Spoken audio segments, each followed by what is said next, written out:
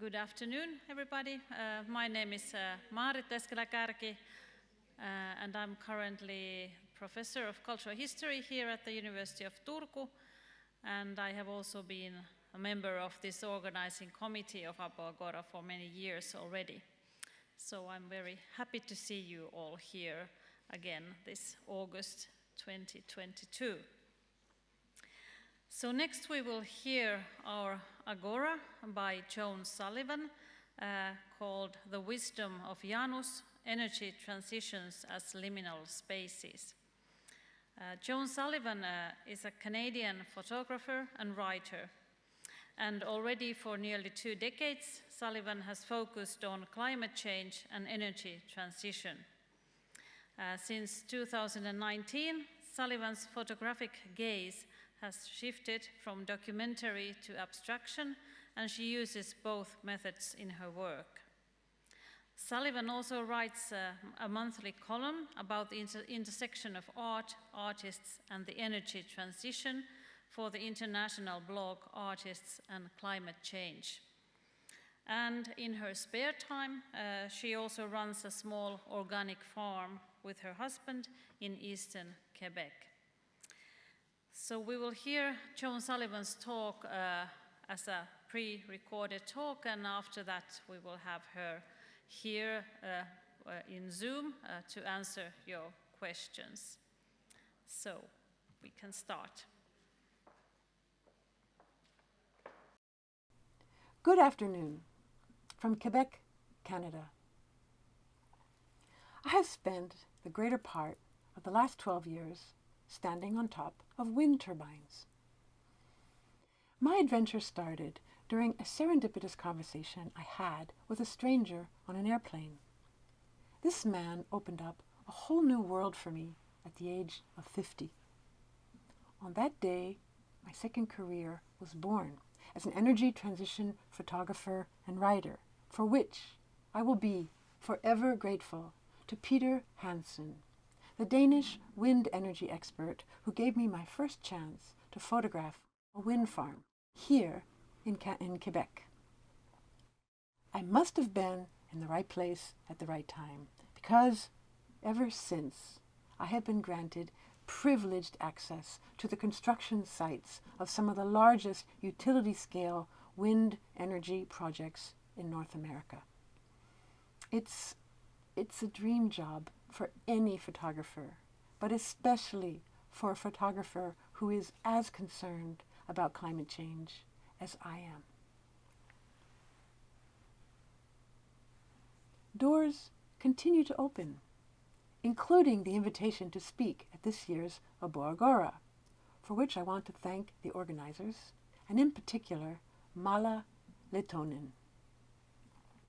I am very happy to be with all of you here today, if only virtually. And I'm very much looking forward to sharing ideas with each of you during our symposium and beyond. There are 3 points I want to make today. All 3 are related to energy transitions, with a particular focus on wind energy. Wind energy has been the source of endless inspiration for my photography and my writing for more than a decade. My first point is, there have been many energy transitions throughout human history. Number 2, all energy transitions are messy. And number 3, technological infrastructure alone does not an energy transition make. To help us navigate the historical and cultural context of the 21st century's version of an energy transition, I have chosen Janus, the 2-headed Roman god of transitions, to be our guide. Janus is one of a small number of Roman gods who does not have a Greek equivalent. Venus has Aphrodite, and Jupiter has Zeus. But there's only one Janus. Moreover, Janus is unique among both Roman and Greek gods, with an ability to see simultaneously into the past and the future. That skill, quite frankly, would be very useful today because we moderns seem to have forgotten the long and fascinating history about how human civilization has transformed itself many times over as emerging sources of energy eventually dethroned the once dominant source of energy. It takes someone like Janus to help us see the liminal and transformative nature of all energy transitions, past and present. My presentation today will be organized around these 3 points I just mentioned, and I will reintroduce each point in its own turn. Number 1, there have been many energy transitions throughout human history. Let's start in the 16th century. The year is 1527.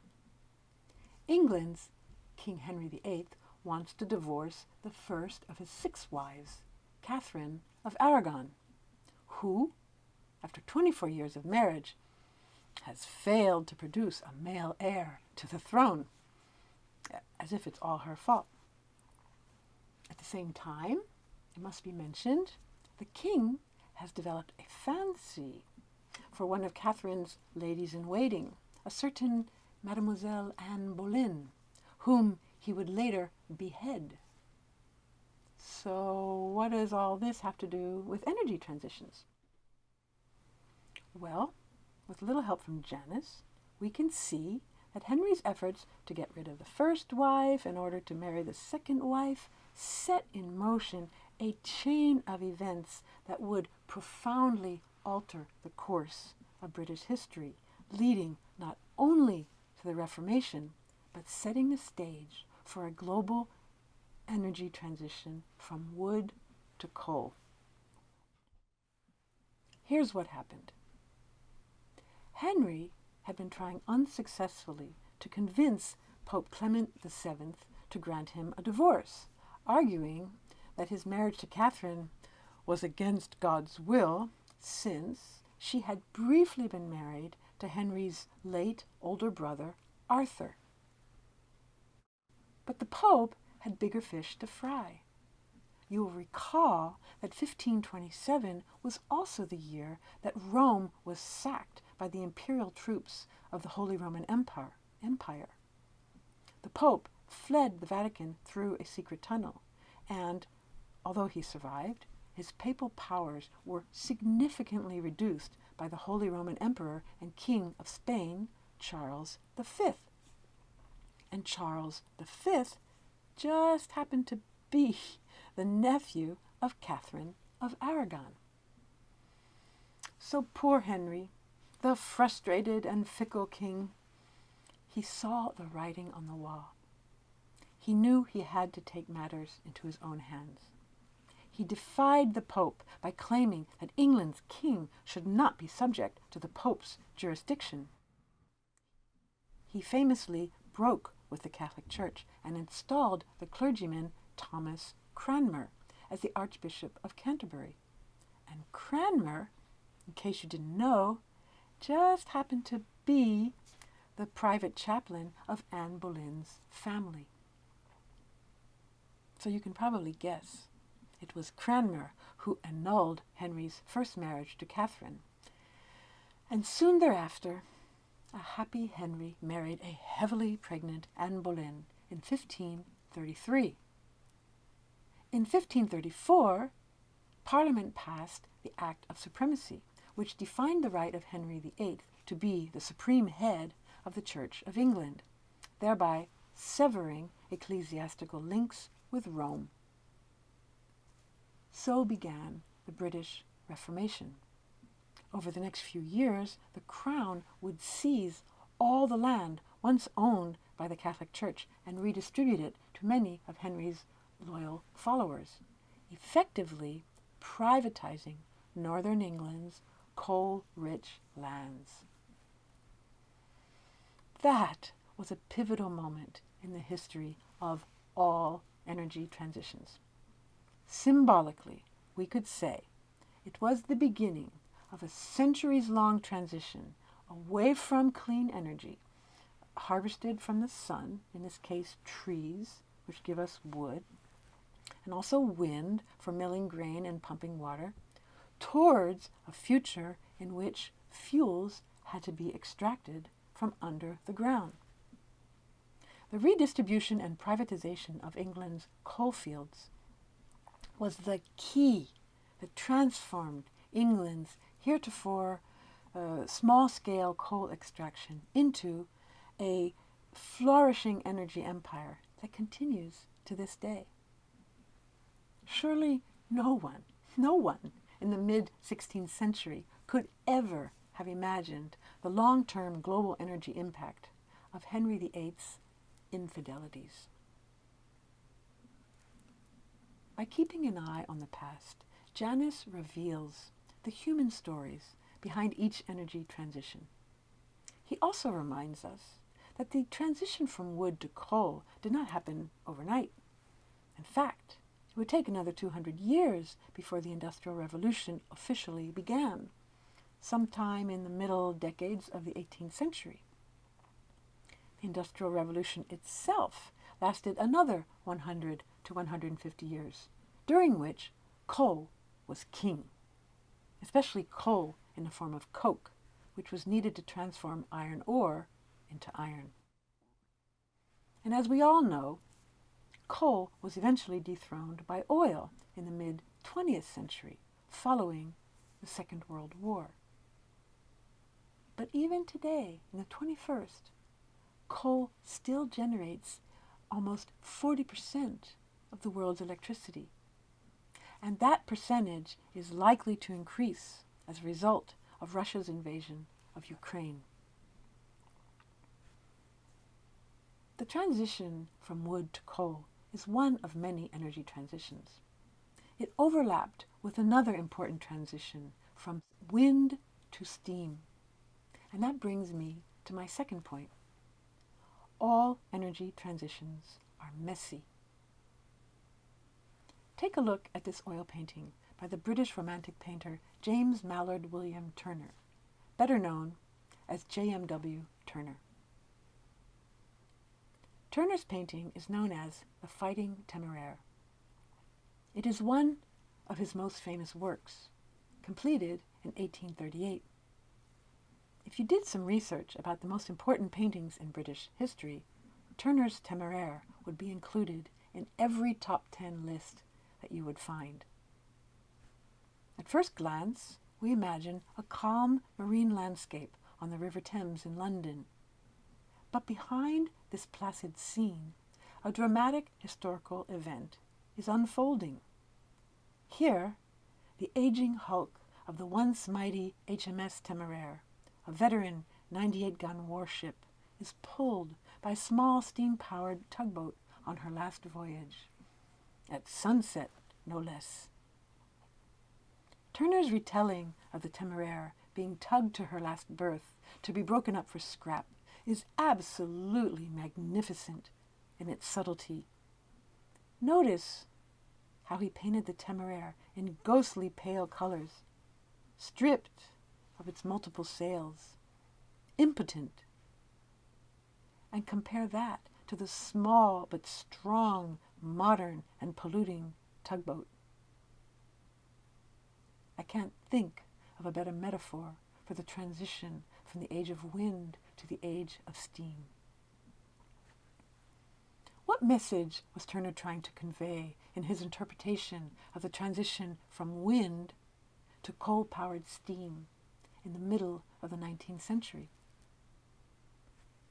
To this day, art historians are still debating whether Turner embraced the Industrial Revolution as a progressive path towards a brave new world, or whether he was expressing melancholy for the inevitable loss of a perceived golden age. Turner was purposely ambiguous. He leaves the final decision up to the viewer. But his metaphoric treatment of the energy transition in the last 2 decades of his life, during which he explored the tension between humans and nature, between the past and the future suggests to me that Turner himself was ambivalent. Just like many people today are ambivalent about the current energy transition. What's fascinating to me is that while Turner witnessed the transition from renewables, mostly wind, water, and wood, to fossil fuels, today we are witnessing the exact opposite, from fossil fuels back to renewables. It feels like somehow we're stuck in a Back to the Future movie, doesn't it? Through Janus's eyes, we get a better sense of the tumultuous period in which Turner lived, from the end of the 18th to the middle of the 19th centuries. This period in human history was as chaotic and disorienting as I would describe our current period. Turner's era was dominated by the protracted and devastating Napoleonic Wars, which would tear Europe apart and ultimately redraw her borders. Britain, however, somehow emerged from the Napoleonic Wars as the world's foremost maritime power, thanks to her mighty naval fleet fueled by the wind. But there's another way to look at this. Without wind power, without the wind in her sails, Britain and her allies would certainly have lost the strategic naval Battle of Trafalgar in 1805, in which the Temeraire played a decisive supportive role to Vice Admiral Lord Nelson's flagship Victory. If Britain had not won the Battle of Trafalgar, the outcome of the Napoleonic Wars would almost certainly have turned in France's favor. And the Industrial Revolution, as we know it, fueled by British coal and financed by British wealth, would surely have taken a different trajectory. Standing here in the Anthropocene, looking back in time for clues about how we got here, we'll never know whether that would have been better or worse for the climate. And not even Janus can tell us that. But in the end, it was British coal that fueled the massive industrial growth that would radically transform Britain at the end of the 19th century, leading to rapid urbanization, environmental degradation, densely populated and segregated industrial cities with grossly inadequate sewage and drainage, frequent outbreaks of cholera, typhus, and, most feared of all, tuberculosis. Workers forced to work 14 to 16-hour shifts for ridiculously low wages and absolutely no rights. Skies thick with black soot, and toxic waterways choking from unregulated factories and slaughterhouses. This is partly what I mean by energy transitions being messy. Coal was not universally welcomed with open arms by everyone. Even Shakespeare, 140 years before Turner's Temeraire, even Shakespeare wrote disparagingly about coal in the opening lines of Romeo and Juliet. Gregory, on my word, will not carry coals. According to Shakespearean scholar Marion Kimura, Romeo and Juliet was an allegory against coal, written when wood was becoming increasingly scarce and people resorted to using surface coal or sea coal to heat their homes and fire their ovens. In Act 2, Scene 2, when Romeo compares Juliet to the sun, Kimura argues that Shakespeare was making a not-so-subtle reference to coal's thick black smoke belching from thousands of kilns and chimneys that literally blotted out the sunlight in Elizabethan London. Janus also reminds us that coal was initially considered an alternative fuel. That is, alternative to all the forms of non-fossil energy that had fueled human civilization and ingenuity up until that point, from our earliest gatherings around a hearth right into the middle of the 19th century. I'm talking here about a diverse mix of mostly renewable energy sources like animal power, human slave power, cow dung, wind, water, wood, peat, whale oil. Almost all of these sources of energy are still in use today, in one form or another, across the globe, with the possible exception of whale oil, which was largely replaced with kerosene for lamp oil towards the end of the 19th, and not just because whales were being hunted to extinction, which they were, but mostly because kerosene was cheaper. It did not have whale oil's pungent odor, and it burned more slowly than whale oil, thus keeping lamps illuminated longer. So, with Janus's help, we begin to understand that a common feature across all energy transitions, including the current one, is that multiple energy sources can and do exist, can and do coexist.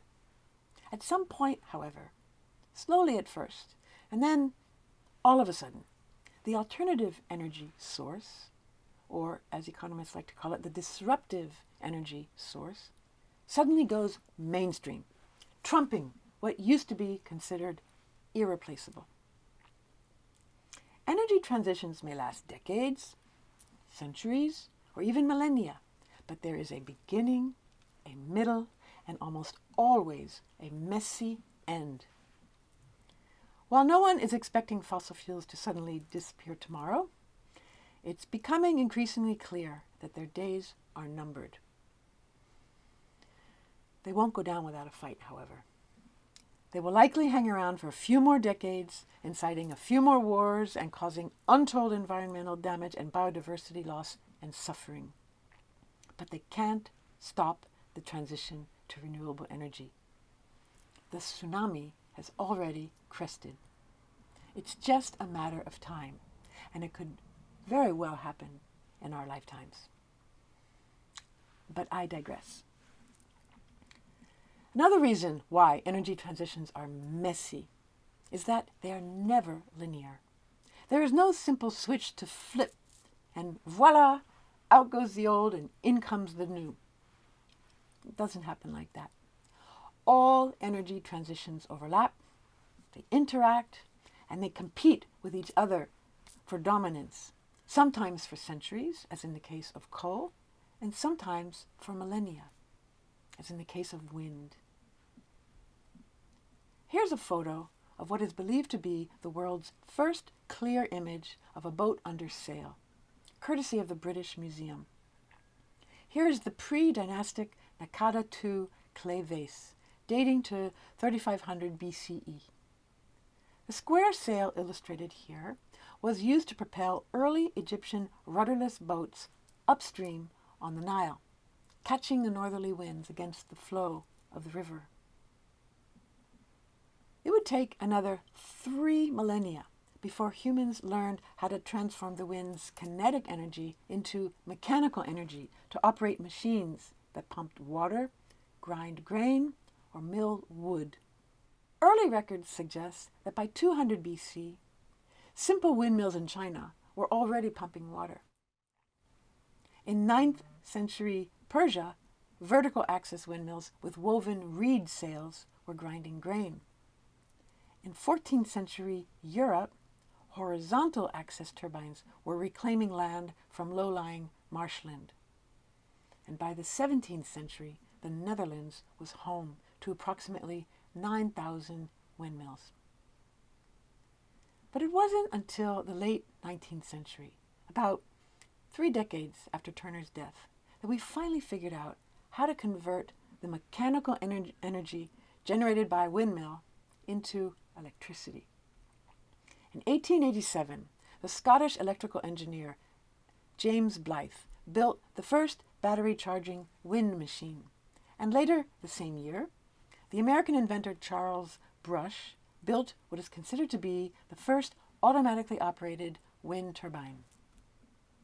It would take another 100 years before multi-megawatt wind farms were commercially viable, prompted in part by the oil crises of the late 20th century. Here are some recent photos I took during the construction of North America's first offshore wind farm, the 30 megawatt Block Island wind farm off the coast of Rhode Island. These 5 GE Alstom 6 megawatt Halide turbines may fail to impress the Europeans in the audience today if we compare them to the thousands of European offshore wind turbines that have already been installed or are planning to be installed in the North Sea and the Baltic Sea. But here is a perfect example of how energy transitions are not linear. Not all countries embrace or adopt the emerging technology at the same time, nor at the same pace. Europe is obviously light years ahead of North America in terms of its offshore wind capacity. But thanks to the Block Island's wind farm, completed 6 years ago, North America now has a fledgling offshore wind industry that is growing rapidly with increasing political support. Utility-scale wind turbines are designed to convert the wind's kinetic energy into mechanical energy as the blades turn, and then inside the nacelle is that boxy rectangle on top of the tower, a generator converts that mechanical energy into electricity. So it's really important to distinguish between energy and electricity. Many people confuse the two. Electricity is not a source of energy. It is an application of a primary energy source, whether fossil, renewable, or a combination of the two. Barry Lord, in his fascinating book, Art and Energy, How Culture Changes, describes electricity as our most intimate yet mysterious source of power, because most of us just take it for granted, using it 24/7 to power nearly every aspect of our modern lives without ever taking the time to question what primary energy source produced this electricity in the first place, and then how far did it have to travel to get into our homes or our schools or our businesses. But there's something else I want to point out, something that many people have told me they've never thought about before. The difference between fossil fuels and renewables is not just that one is not non-renewable and the other is renewable. The difference is right there in the name. Fossil fuels are fuels, whether solid, liquid, or gas. Renewable sources of energy are non-fuels. What do I mean by non-fuels? Wind, solar, and hydro energy produce electricity, not fuel. Electricity is nothing more than electrons, invisible electrons. Those electrons are harvested freely from the sun and the wind and the moving water. They do not need to be dug up or fracked out of the ground. We do not need to build pipelines to transport them. They do not cause catastrophic spills or leaks onto the land, into our drinking water, or into the air. The electricity produced by the energy from the wind and the sun and the water is infinite. Infinite, unlike fossil fuels, which are finite. As an artist, I must admit I am intrigued by this distinction between fuels and non-fuels. I mean, what greater challenge than to try to photograph something that's invisible as well as infinite? I've been playing around with my camera trying to capture these invisible electrons by focusing on Quebec's ubiquitous high-voltage transmission lines that carry electricity generated from hydroelectric dams in the northern part of the province and carry it to the big cities in the south. I challenge the artists and poets and musicians in the room today to also give it a try, to try to visualize these electrons that are all around us. access to 24/7 electricity is a defining hallmark of our 21st century lives. Yet, there are precious few artists exploring this subject in a meaningful way that would help us to think more about what it means to live such energy-dependent lives. According to Barry Lord, artists throughout history have contributed to previous energy transitions by influencing the perception of and the cultural values associated with the emerging alternative energy source. History is calling, and artists must do so again. If we could come up with new ways to think and talk about the current energy transition that would resonate with the general public, that would be a hugely important contribution. Okay, one final comment about Turner before I turn to my third point. According to Tate Britain, Turner lived and worked at the peak of the Industrial Revolution. Steam replaced sail, machine-powered replaced manpower, political and social reforms transformed society. Many artists ignored these changes, but Turner faced up to them. And for that, he was viciously ridiculed by his romantic contemporaries. And yet, nearly 200 years later, it was Turner and not his contemporaries who found himself on the back of the Bank of England's newly released £20 polymer note. Turner is the first British artist to be honoured in this way. And there, in the background, you can see his Fighting Temeraire. Point number 3. Technological infrastructure alone does not an energy transition make. We've arrived at what I think is the most important part of any discussion about energy transitions, past, present, or future. The title section of this section of my speech is inspired by Barry Lord's book, Art and Energy: How Culture Changes. His main thesis is that energy transitions have been the engines of cultural change throughout human history. The 21st century's version of an energy transition is not just about solar panels and wind turbines. According to Lord, it's about stewardship. And stewardship means that it's about people, about culture, about collaboration. As Lord argues convincingly throughout his book, it is the artists who help us to see it first. So for all you artists and poets and musicians out there, listen up. This section is for you. Okay, just to recap, if we've learned anything so far, it's that all energy transitions are liminal. The word liminal derives from the Latin limen, meaning a threshold. In anthropology, liminality is that quality of ambiguity or disorientation that occurs in the middle stage of a rite of passage, when individuals have already lost their previous status or identity, but they have not yet achieved their new status that they will have when the ritual is complete. Think of it as a bridge between two stages of life, like leaving home for the first time to go away to university, or getting married even. The journey across the bridge, it can be daunting. The destination is unknown. But once we get to the other side of the bridge, something has changed. We have evolved. We are someone new.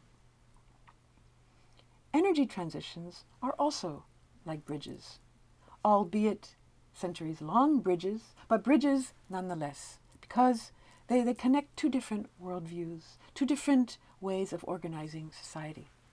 When we get to the other side, when the once dominant energy source is now playing second fiddle to the once emerging alternative energy, that's when the general public finally wakes up and sees, with their own eyes, not through the eyes of a climate scientist, that society has not only survived the energy transition, it has transformed itself in the process. And this new version of itself is not as bad as they thought. People will ask themselves, why didn't we think of this earlier? The trick then is to find inspiring ways to help the general public to begin to see these changes much earlier, when they are in the middle of the bridge, when they are beginning to feel a little bit ambivalent about this journey and its uncertain outcome. I only recently came across the work of the German philosopher Karl Jaspers, who described liminal periods of crisis or societal collapse as, quote, an in-between period between two structured worldviews, between two rounds of empire building. Jaspers recognized that these periods of crisis or collapse are of extreme historical importance because that is when, quote, man asked radical questions. And only when we start asking radical questions can these liminal moments lead to significant social change. We are in such a liminal moment right now. This is when, according to Jaspers, the unquestioned grasp on life is loosened. Let me repeat that. When the unquestioned grasp on life is loosened. In the past, that grasp was often the divine right of kings, whose omnipotence surely seemed inescapable to feudal peasants. Today, it's the vice grip of the fossil fuel industry.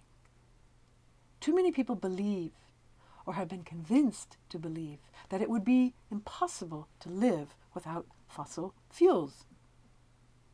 And I can understand why they would think that, because fossil fuels have become embedded into our lives and our bodies like no other previous energy source. Let me read you something from two energy humanities scholars here in Canada, Jordan Kinder and Imre Sussman, who wrote, and I quote, "Today, we don't just depend on oil for energy. By converting oil into plastics, and by ingesting those plastics without even knowing it, many of us spend our lives becoming petroleum. We are petro-subjects, whether we know it or not." End quote. My point is, the only thing that can stop this madness is a profound shift in public opinion. Not an opinion about fossil fuels, but about what's next. Too many people are still ambivalent, like Turner. How do we get more people on board? People who can visualize and articulate and sing and dance to expand our sense of what is possible while we are still in the middle of the bridge, long before we reach the other side. I think part of the answer lies in shifting the conversation away from the glorification of technology. Like me, who spent 12 years standing on top of wind turbines. We don't need any more pretty pictures of wind turbines. I know that now. Instead, we need poets and artists and designers and architects and philosophers and teachers to inspire us about the cultural, social, aesthetic, and emotional values of a post-fossil future powered by invisible electrons. I'm close to the end now. Just a few final thoughts. One of my favorite quotes is by the French philosopher Georges Bataille, who wrote in his 1988 essay, La Part Maudite, "The origin and essence of our wealth are given in the radiation of the sun, which dispenses energy, or wealth, without any return. The sun gives without ever receiving." The sun gives without ever receiving. Remember that. Even fossil fuels are considered fossilized sunlight. Even the wind is created by the sun via differential heating between the equator and the two poles, between land masses and open water. When hot air rises, the cooler surrounding air swoops in under the rising air, causing wind. And all this is aided by the rotation of our magnificent planet. Given the intense, prolonged, and deadly heat waves of 2022, not just in Europe, but across the globe, it feels somewhat incongruous to ask you to embrace the sun. But today, in the Anthropocene, we have no choice but to fundamentally redefine our relationship to the sun. We are still living in the dark ages by ignoring the most obvious heliocentric fact that the sun, at the center of our universe, should also be at the center of our energy strategies.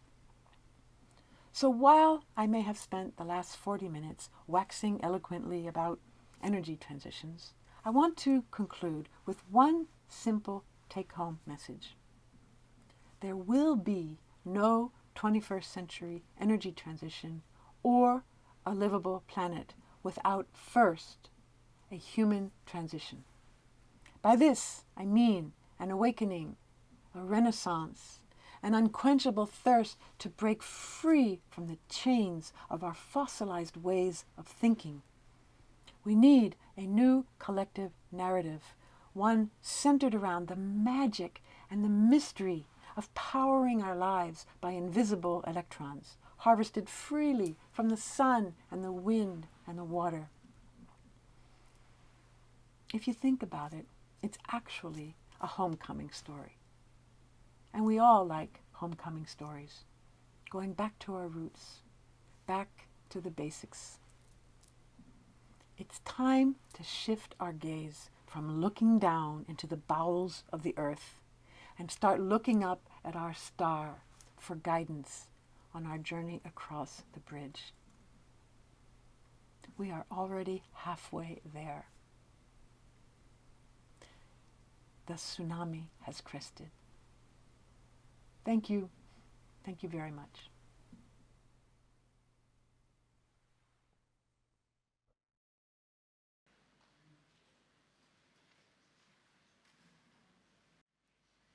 Okay, do we have her online? Okay, hello. Hello. Yes. Hello, yes. Thank you so much for your talk. We were already clapping here, but we might do that once more so that you can hear us.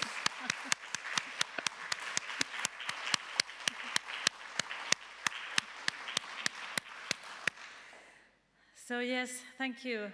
This was like really inspiring, and as a historian, I really enjoyed your view to the past and also your view to the future, and I'm sure your ideas resonated a lot with the audience here in Aboagora.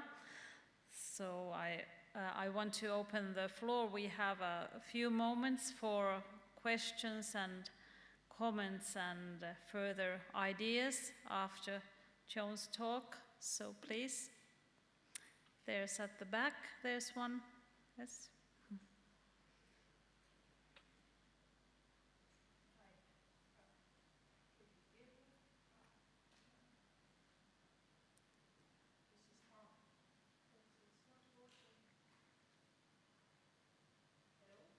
Is the microphone, it's not, if somebody can help you.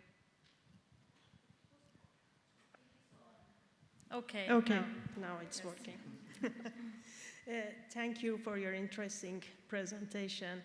I want to dare and disagree with you on some points you brought up. One of them is that maybe having this idea that the energy produced from solar cells and wind power plants and water as well, those are not infinite somehow, and those are not as clean as we may think. because for producing solar panels, a lot of energy is consumed, and there are toxic materials either in the process or afterwards in the panels themselves. And also, a big problem with these kind of energies is that they are not always available. So we have electricity out of wind, water, and solar panels whenever we have those resources. So if a dam is out of water, then we don't have electricity out of water. Or if we don't have sunlight, we don't have electricity out of sun. So this is a big problem yet, and the only solution so far I know is being considered is to have batteries to store electricity. And this is a huge problem, I mean, regarding environment and pollution, because these batteries are made of toxic materials. You have heard about lithium-ion batteries. And on the other hand, these elements and resources are located in some countries that will have power, strategic powers, by having those elements in the future, because we are kind of in a transition. So I just wanted to know your opinion. Do you agree with me, or? Thank you for your question. It comes up all the time, and while I'm not trained to defend the industry, my main point was about getting artists, sort of encouraging artists to figure out how to help us look at our own mirror and ask ourselves, how is it that we are living such energy-dependent lives? We're 24/7 plugged in. So it's definitely easy to criticize the intermittency of wind or solar. But really first, before we go there, it's important to look at ourselves. We are increasing our energy demands every single year, and that is not sustainable. Something has to give. And my argument was hopefully that artists can help us get there faster. I don't expect artists, and I'm a photographer, to solve the problem of intermittency. Yes, I agree. The minerals that are required, not just to produce the solar panels and the turbines, but also the batteries, as you well indicate. These are problems, and I don't have the answer. I'm just hoping, though, that as we move away from fossil fuels, we can save a little bit of that window that's left for the climate, because while I do believe there will, eventually this transition will happen, it's not happening fast enough for the climate. So I can't actually directly answer your question, which is valid and important, and someone else is going to have to answer it. What are we going to do about these minerals that are being mined out of lands, out of indigenous lands? There's a lot of injustice issues that need to be addressed there. I can only hope, as in previous energy transitions, that in fact the technology will get us to a point, but that is not my expertise. I try to remain optimistic, but I'm concerned about that little window of time by the end of this decade, that we have to stop pumping carbon into the environment, into the atmosphere. And even nuclear, while the energy produced from nuclear is renewable, the fuels that we use to create that electricity is not renewable. So I think that is another issue that has to be addressed by the scientists or the technologists in the audience. I consider myself an artist. I read a lot about the energy transition, but I do agree with you completely that right now there is a problem and we've got to solve it. But I think that we are moving in the right direction, and I hope that satisfies you for an answer. But it is an important question, and we've got to address it. I think first we got to look at ourselves. Why are we plugged in 24/7? Yeah, I think we need to stop moving so fast. Yeah, that's one reason why I made a decision not to fly to Finland for this. It's part of that. Yeah, thank you. Thank you. More questions? At least here. Malla has a question here. Thank you. Hi, Joan. First of all, thank you for the talk. And I was actually sort of continuing on that, or on your answer. I was curious about the artistic process. There was a sort of a clear difference between the first pictures that you have taken, that you showed, and then the newer pictures. So I was just curious about that process of how it came about, and how has that, the process of photography and the different sort of different methods that you're applying. How is it reflecting the change in your thinking, or has it affected the change in your thinking? And there's sort of you showed us like examples of two quite different types of pictures. Was there something in between those, or are you experimenting again with something new? Thanks for that question. I'm still in a transition myself. As I talk about energy transitions, I'm in a personal and an artistic transition. I am guilty, like I said in the talk, of having sort of glorified technology. My father is an architect, and I spent a lot of time on construction sites with him when I was a little girl, wearing his white hard hat. I was definitely attracted by the construction, the white blades being lifted against the dark blue sky, and being lifted by that red crane. It was all so geometric and just so bold. And I was documenting, literally I was trying to document every step, and thought that other people would appreciate knowing how these massive machines are put together. For me, it was just totally fascinating.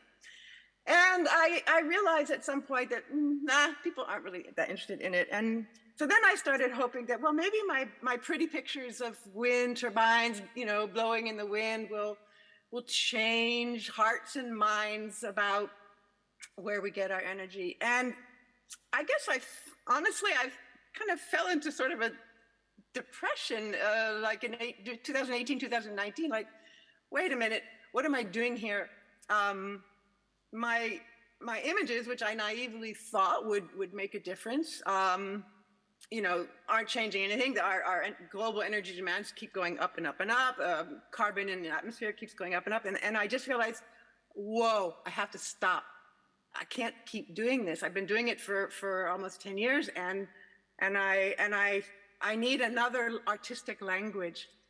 And I started experimenting with abstraction, and it wasn't sort of intentional. It was just sort of a wait. I have to step back from documentary photography.